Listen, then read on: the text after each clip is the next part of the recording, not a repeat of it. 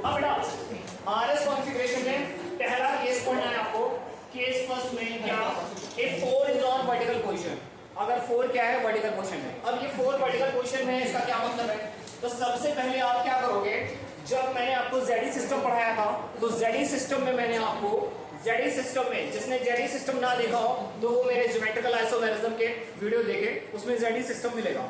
तो जब मैंने आपको जेडी सिस्टम पढ़ाया था तो उसमें मैंने आपको सीनियरिटी ऑर्डर लिखाया था, यानी कि किसकी प्रायोरिटी ज्यादा होगी और किसकी प्रायोरिटी कम होगी। तो मैंने आपको एक रूल बताया था कि जिसका एटॉमिक नंबर ज्यादा होगा उसकी प्रायोरिटी क्या होगी, ज्यादा होगी, और जिसका एटॉमिक नंबर कम होगा उसकी प्रायोरिटी क्या होगी, कम होगी। तो सबसे पहले अब हम इसमें नंबरिंग करेंगे। तो नंबरिंग करेंगे तो एटॉमिक नंबर Br में और OH में किसका ज्यादा है, Br का ज्यादा है। तो सबसे ज्यादा किसका हो जाएगा, Br का, इसको नंबर 1 दे देंगे।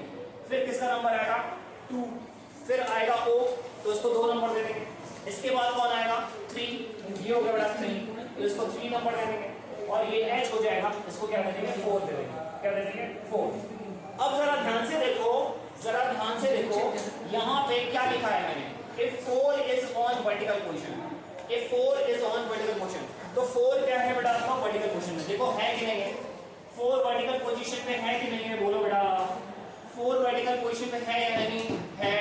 अब आपको करना क्या है, अब आपको करना क्या है, अब आपको करना यह है कि 1 से 2, 1 से 2 एंड 2 से 3, 1 से 2 एंड 2 से 3, क्या करना है आपको 1 से 2 और 2 से 3, shortest path, shortest path select करना है, शॉर्टेस्ट पाथ सेलेक्ट करना है। क्या करना है बेटा, शॉर्टेस्ट पाथ सेलेक्ट करना है। तो अब देखो जरा, अगर हम 1 से 2 जाएं बेटा, अगर हम क्या जाएं 1 से 2 जाएं, तो 1 से 2 कैसे कैसे जा सकते हैं, एक तो ऐसा जा सकते हैं 1 से 2, और फिर दूसरा ऐसा जा सकते हैं 2 से 3, बराबर। एक तो ऐसे जा सकते हैं, जा सकते हैं या नहीं जा सकते बेटा, 1 से 2 और 2 से 3। अच्छा, तो सर दूसरे ही तरीके से भी तो जा सकते हैं। दूसरा कौन सा तरीका, दूसरा तरीका ये है कि हम 1 से 2 ऐसे चले जाएं, 1 से 2 ऐसे चले जाएं, और फिर 2 से 3 कैसे चले जाएं, 2 से 3 फिर ऐसे जाएं। तो ये वाला जो ब्लैक वाला लाइन दिख रहा है आपको, ब्लैक वाला जो लाइन दिख रहा है, ये तो लॉन्गेस्ट पाथ हो जाएगा ना, क्योंकि 1 से 2 जा रहे हैं और फिर 2 से 3 जा रहे हैं, ये लॉन्गेस्ट पाथ होगा ना। कौन सा होगा, लॉन्गेस्ट पाथ। तो बेटा कौन सा सेलेक्ट करना है आपको, 1 से 2, 2 से 3, शॉर्टेस्ट पाथ सेलेक्ट करना है। कौन सा सेलेक्ट करना है, शॉर्टेस्ट। तो शॉर्टेस्ट कौन सा होगा बेटा, रेड वाला, देखो ना 1 से 2 और 2 से 3। तो ये कौन सी डायरेक्शन हो रही है बेटा, क्लॉकवाइज या एंटी क्लॉकवाइज, कौन सी डायरेक्शन हो रही है बेटा, एंटी क्लॉकवाइज। कौन सी हो रही है बेटा, एंटी क्लॉकवाइज। तो ये बेटा आपकी ये जो है ये आपकी एंटी क्लॉकवाइज हो रही है डायरेक्शन, कौन सी, एंटी क्लॉकवाइज। और जब एंटी क्लॉकवाइज होता है तो बेटा क्या होता है, एस।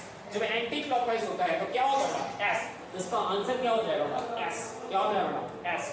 तो इसका आंसर क्या हो जाएगा, एस। चलिए दूसरा देखते हैं, चलिए दूसरा देखते हैं। आप चाहो तो इसको अलग अलग बना के भी चेक कर सकते हो। कैसे, कैसे चेक कर सकते हो, जैसे ये हमारे पास है, क्या है बेटा, ये है हमारे पास, मैं यहां बना देता हूं, ऐसा है, ठीक है ना। अब ऐसा है तो यहां पे हमारे पास क्या था, ये 1 था, ये 2 था, और ये 3 था, और ये क्या था, सॉरी ये क्या था, ये 3 था, और ये क्या था 4। तो आप इसको अलग अलग बना के भी देख सकते हो कि कौन सा लॉन्गेस्ट होगा, कौन सा शॉर्टेस्ट होगा। आप ऐसे जाओगे तो ये 1 से 2 होगा, और ऐसे जाओगे तो ये 2 से 3, ये क्या होगा, शॉर्टेस्ट। लेकिन अगर तुम उल्टा चले जाओ, ऐसे 1 से 2 और फिर 2 से 3, तो 2 से 3 तुम ऐसे नहीं जा सकते, ऐसे। हाँ बेटा, जिस डायरेक्शन में जाओगे उसी डायरेक्शन में आगे जाना है। ऐसा नहीं कि तुम 1 से 2 ऐसे गए, कुछ लोग कहेंगे क्या कि सर 1 से 2 ऐसे चले जाएं और फिर 2 से 3 ऐसे चले जाएं। ऐसा पॉसिबल नहीं है, ऐसा आपको नहीं करना। क्यों, क्योंकि हमको एक बार जो डायरेक्शन सेलेक्ट करनी है उसी डायरेक्शन में आगे जाना है, ठीक है। हमको एक बार जो डायरेक्शन सेलेक्ट करनी है उसी डायरेक्शन में आगे जाना है, ठीक है। तो जैसे 1 से 2 जाओगे तो फिर आपको क्या जाना पड़ेगा, 2 से 3 जाने के लिए क्या, कौन सा पाथ लेना पड़ेगा, ये जाना पड़ेगा। तो ये पाथ क्या हो जाएगा, जो ब्लैक लाइन से दिख रहा है ये पाथ क्या हो जाएगा, लॉन्गेस्ट हो जाएगा ना, क्योंकि ये 1 से 2 छोटा है और 2 से 3 और छोटा, ठीक है ना। लेकिन ये शॉर्टेस्ट पाथ होगा, ये क्या होगा, शॉर्टेस्ट पाथ। लेकिन ये वाला अगर हम पाथ सेलेक्ट करेंगे, कौन सा, ब्लैक वाला, तो वो क्या हो जाएगा, लॉन्गेस्ट पाथ। तो हमें कौन सा सेलेक्ट करना है बेटा, शॉर्टेस्ट पाथ। कौन सा सेलेक्ट करना है, शॉर्टेस्ट पाथ। तो ये हमने सेलेक्ट कर लिया, ये क्या हो जाएगा, एस हो जाएगा। क्या हो जाएगा बेटा, एस। अब अगला केस क्या है, अगला केस है बेटा कि अगर 4 हॉरिजॉन्टल पोजीशन पे है, क्या है, हॉरिजॉन्टल पोजीशन पे, तो अगर 4 नंबर आपका हॉरिजॉन्टल पोजीशन पे आता है तो आपको क्या करना है, मेक अ स्विच। क्या करना है, मेक अ स्विच, यानी स्विच कर देना उसको। आंसर जो भी आए उसको स्विच कर देना है। अगर आर आए तो एस कर दो, अगर एस आए तो आर कर दो। आंसर को क्या करना है, पलट दो। क्या करना है, आंसर को पलट देना है। क्या करना है, आंसर को पलट देना। तो देखिए बेटा, अब यहाँ पे फिर से काउंटिंग करते हैं हम लोग। यहाँ पे फिर से काउंटिंग करते हैं, तो ये क्या होगा बेटा, ये O है, ये N है, ये C है। तो बेटा ऑक्सीजन का एटॉमिक नंबर ज्यादा होता है तो इसको नंबर 1 देंगे। फिर किसका होता है बेटा, नाइट्रोजन का, तो इसको 2 देंगे। फिर किसका होता है, कार्बन का, तो इसको 3 देंगे। और ये हो जाएगा आपका 4। तो देखो 4 नंबर कहाँ पे है, हॉरिजॉन्टल पे। 4 नंबर बेटा कहाँ पे है, हॉरिजॉन्टल पे ही है ना। 4 नंबर कहाँ पे है बेटा, हॉरिजॉन्टल पे ही तो है ना। तो जो 4 नंबर हॉरिजॉन्टल पे है तो आपको क्या करना है, आंसर को पलटना है। तो पहले तो आंसर निकालो ना, पहले आप क्या करोगे, आंसर निकालोगे, फिर ना आंसर को चेंज करेंगे। तो सबसे पहले शॉर्टेस्ट पाथ सेलेक्ट करेंगे। तो शॉर्टेस्ट पाथ में देखो बेटा, किधर से किधर जाओगे, 1 से 2 जाना है और 2 से 3 जाना है। तो 1 से 2 ये गए और 2 से 3 ये गए। ठीक है, एक तो ये पाथ हो सकता है हमारा, एक तो ये पाथ हो सकता है। ठीक है, दूसरा कौन सा पाथ हो सकता है, इसको अलग बना लो, इसको ऐसे अलग बना लो। तो यहाँ पे हमारा क्या था, 1, यहाँ पे क्या था 2, यहाँ पे क्या था 3, यहाँ पे क्या था 4, ऐसा ही तो था। अब इसको अलग बना लो। एक तो पाथ ये हो गया 1 से 2, 2 से 3, और दूसरा पाथ कौन सा हो सकता है, दूसरा पाथ ये भी तो हो सकता है बेटा। हाँ, ऐसे भी तो जा सकते हैं ना, कैसे, ऐसे बेटा, ऐसे भी तो जा सकते हैं हम। तो 1 से 2 गए और फिर हमको 2 से 3 जाना पड़ेगा। मतलब ये कितना लॉन्गेस्ट पाथ हो जाएगा ना। दिस इज लॉन्गेस्ट पाथ और नॉट, ये वाला लॉन्गेस्ट है या ये वाला। अरे बेटा सीधी सी बात है, क्लियर दिख रहा है, क्रिस्टल क्लियर दिख रहा है।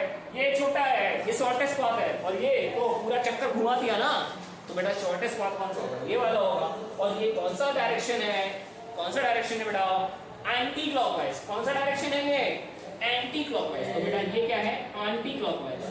एंटी क्लॉकवाइज क्या है बेटा, एंटी क्लॉकवाइज। और जो एंटी क्लॉकवाइज होता है तो क्या लिखते हैं आंसर, एस। क्या लिखते हैं बेटा, आंसर क्या लिखते हो आप, एस।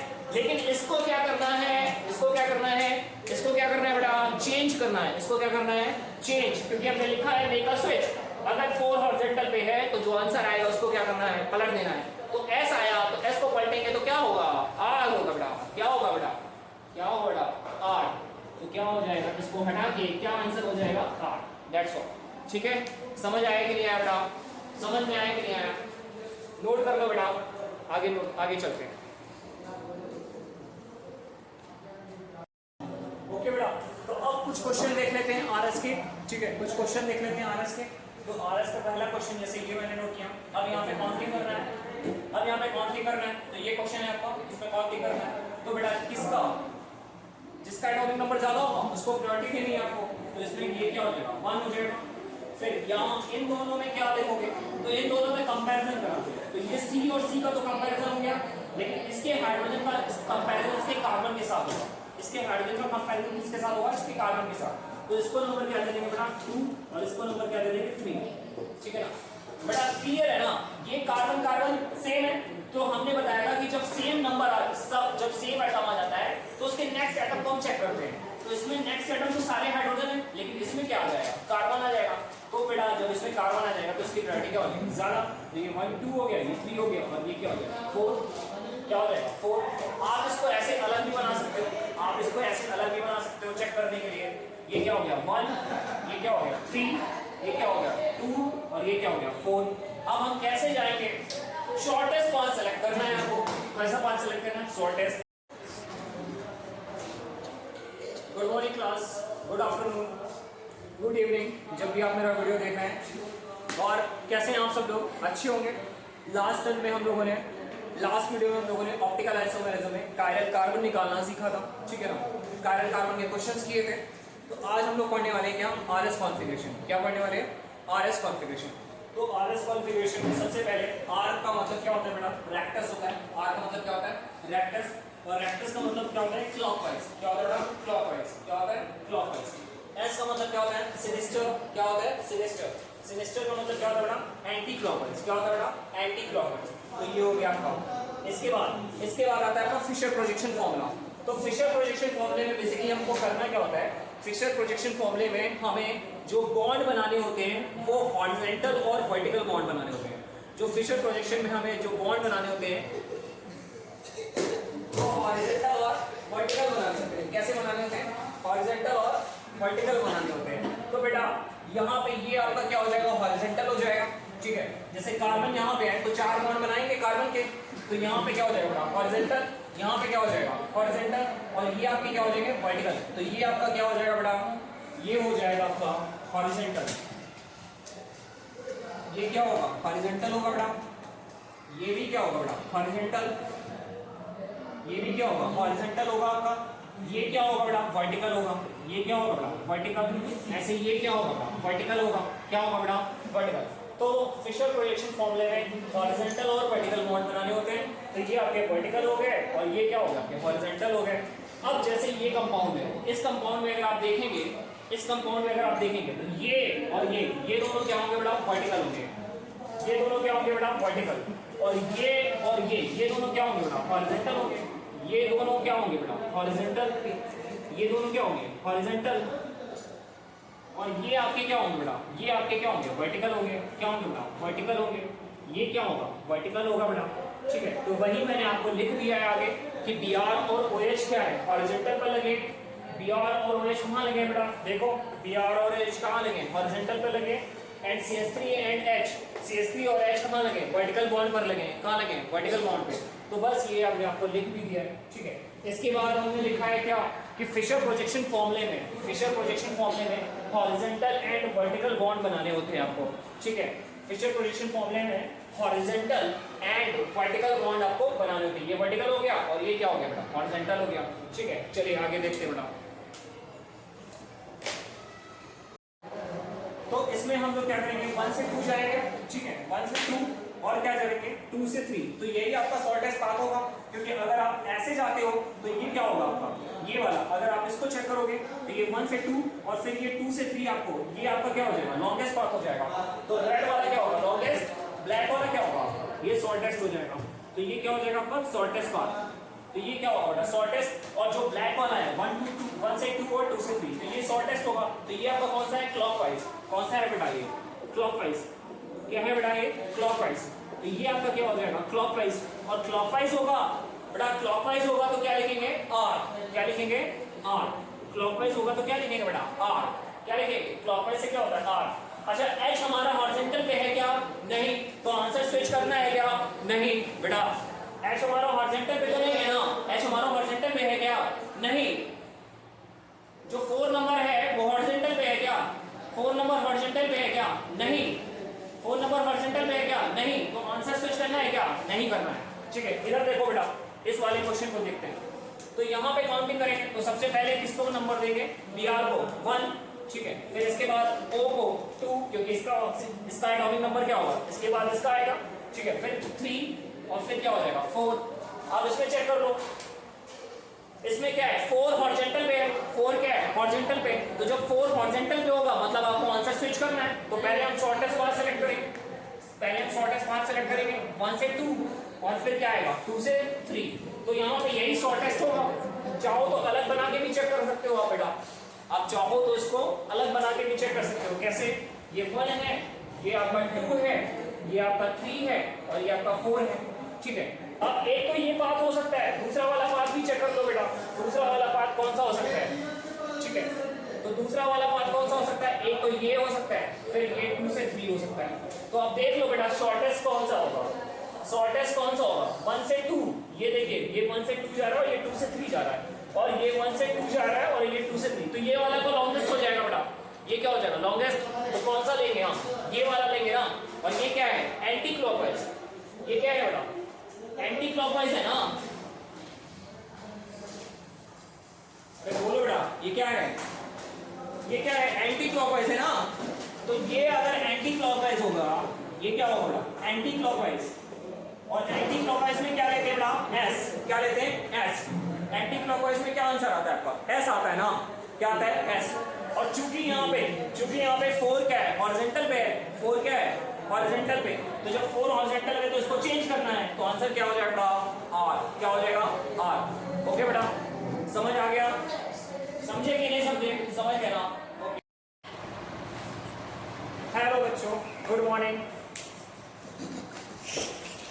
निकोल ब्रश से, तो जब निकोल ब्रश से पास आउट करते हैं तो ये कन्वर्ट हो जाती है पीपीएल में, इसमें कन्वर्ट हो जाती है पीपीएल। जो पीपीएल होती है बेटा वो क्या होती है आपकी प्लेन पोलराइज्ड लाइट, क्या होती है बेटा प्लेन पोलराइज्ड लाइट। अब प्लेन पोलराइज्ड लाइट क्या होती है बेटा, ये बेसिकली आपकी यूनिडायरेक्शनल होती है। क्या होती है यूनिडायरेक्शनल, मतलब एक ही या दो डायरेक्शन में रोटेट करेगी, ठीक है। तो ये आपकी क्या होती है सारी डायरेक्शन में नहीं रोटेट होती है, ये पोलराइज्ड लाइट होती है। मतलब पोलराइज्ड लाइट का मतलब क्या है कि ये 1 या 2 डायरेक्शन में ही मूव करेगी। इसके बाद में इस पीपीएल को हम पास कराते हैं, इस पीपीएल को हम पास कराते हैं किससे, सैंपल से। किससे पास कराते हैं, सैंपल से।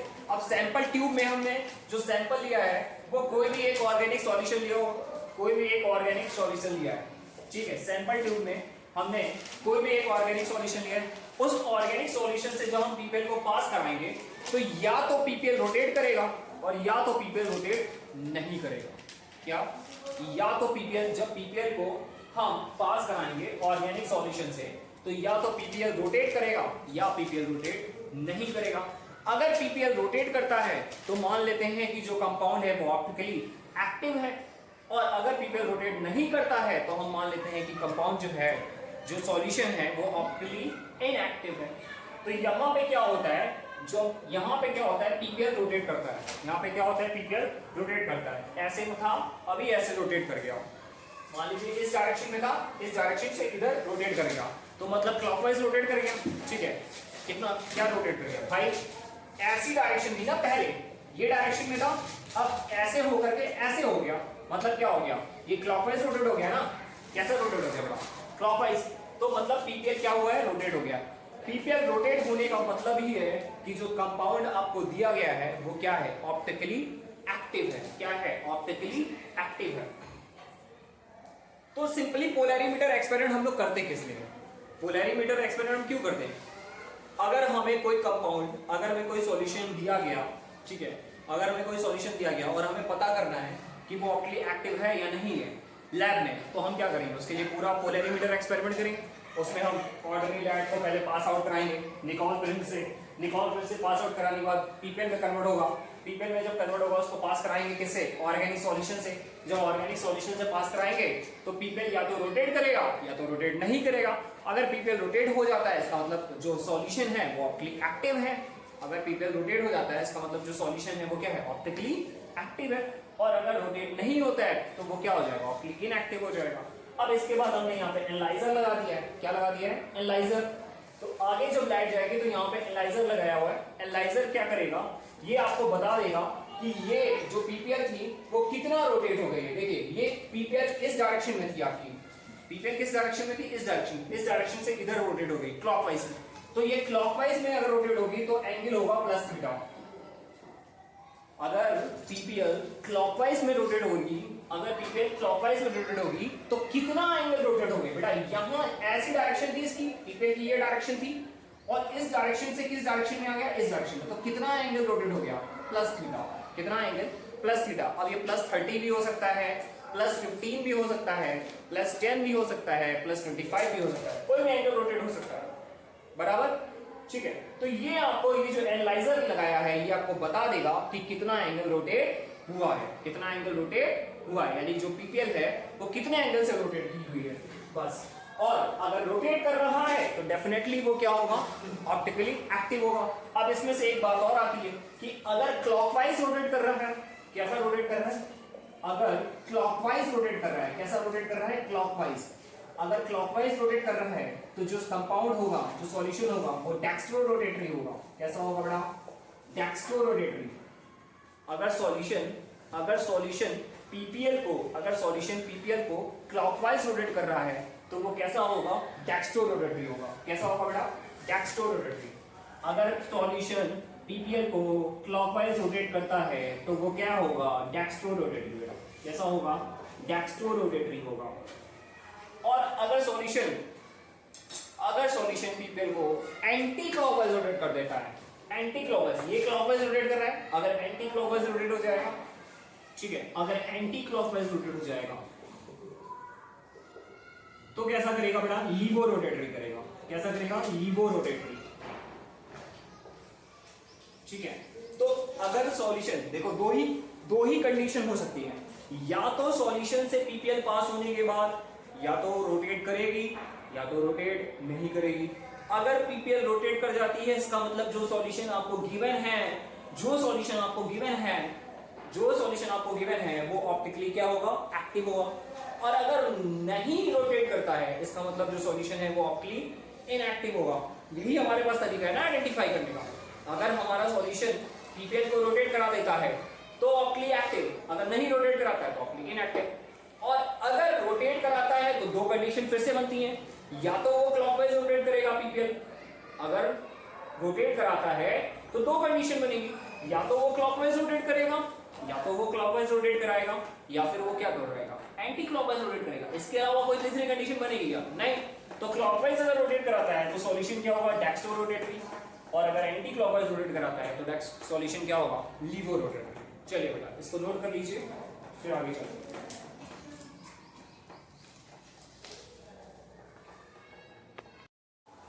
ठीक है बेटा, तो अब ऑप्टिकल आइसोमेरिज्म मतलब ऑप्टिकल एक्टिविटी पता करने के लिए हमने आपको एक पोलैरिमीटर एक्सपेरिमेंट बताया कि अगर आपको ऑप्टिकल कोई भी कंपाउंड, अगर कोई भी सॉल्यूशन आपको दिया जाता है तो वो ऑप्टिकल एक्टिव है या नहीं, उसके लिए आप क्या करोगे, पोलैरिमीटर एक्सपेरिमेंट करोगे, बराबर। अब पोलैरिमीटर एक्सपेरिमेंट का जो हमने ग्राफ बनाया था, मतलब जो फिगर बनाया था उसका एक ग्राफ बना दिया है, ठीक है, वो इजी वे में आपको समझ आ जाएगा, ठीक है। तो उसका एक ग्राफ बना दिया है क्या, कि सबसे पहले ऑर्डिनरी लाइट होगी, उस ऑर्डिनरी लाइट को आप निकोल प्रिज्म से पास कराओगे, निकोल प्रिज्म से जब उसको पास कराएंगे ऑर्डिनरी लाइट को तो वो कन्वर्ट हो जाएगी किसमें, पीपीएल में। पीपीएल क्या होती है, प्लेन पोलराइज्ड लाइट, पहले भी बताया अभी मैंने, ठीक है। पीपीएल क्या होती है, प्लेन पोलराइज्ड लाइट, ठीक है, ये हो गया। इसके बाद ये क्या है, ओएस, ओएस क्या है बेटा आपका, ऑर्गेनिक। अब पीपीएल को किससे पास कराओगे, ऑर्गेनिक सॉल्यूशन से। किससे पास कराओगे, ऑर्गेनिक सॉल्यूशन से। तो पीपीएल को ऑर्गेनिक सॉल्यूशन से पास कराएंगे। जब ऑर्गेनिक सॉल्यूशन से पास कराएंगे तो या तो पीपीएल रोटेट करेगा या तो पीपीएल रोटेट करेगा, दो कंडीशन होगी। जब पीपीएल को ऑर्गेनिक सॉल्यूशन से पास कराएंगे तो दो कंडीशन होगी, या तो पीपीएल रोटेट करेगा या पीपीएल रोटेट नहीं करेगा। अगर पीपीएल रोटेट करता है तो फिर से दो कंडीशन होगी, या तो वो क्लॉकवाइज रोटेट करेगा या तो वो एंटी क्लॉकवाइज रोटेट करेगा, या तो वो क्लॉकवाइज रोटेट करेगा या तो वो क्लॉकवाइज रोटेट करेगा या तो वो एंटी क्लॉकवाइज रोटेट करेगा बेटा, ठीक है ना। या तो वो क्लॉकवाइज रोटेट करेगा या वो एंटी क्लॉकवाइज रोटेट करेगा। अगर क्लॉकवाइज रोटेट करता है तो थीटा पॉजिटिव लेना है और वो क्या हो जाएगा, डेक्स्ट्रो रोटेटरी, और सॉल्यूशन क्या बोलेंगे, डेक्स्ट्रो रोटेटरी है। अगर पीपीएल क्लॉकवाइज रोटेट करता है तो सॉल्यूशन क्या बोलेंगे, डेक्स्ट्रो रोटेटरी, और अगर पीपीएल एंटी क्लॉकवाइज रोटेट करता है तो थीटा आपको नेगेटिव लेना है और सॉल्यूशन को क्या बोलेंगे, लीवो रोटेटरी। क्या बोलेंगे, लीवो रोटेटरी। इसके बाद दूसरी कंडीशन क्या थी कि पीपीएल अगर रोटेट नहीं करता है, तो अगर पीपीएल रोटेट नहीं करता है ऑर्गेनिक सॉल्यूशन से पास होने के बाद, अगर पीपीएल रोटेट नहीं करता है तो इसका मतलब कंपाउंड क्या होगा बेटा, ऑप्टिकली इनएक्टिव होगा। क्या होगा, ऑप्टिकली इनएक्टिव। ओके, चलिए इसके बाद आगे पढ़ेंगे।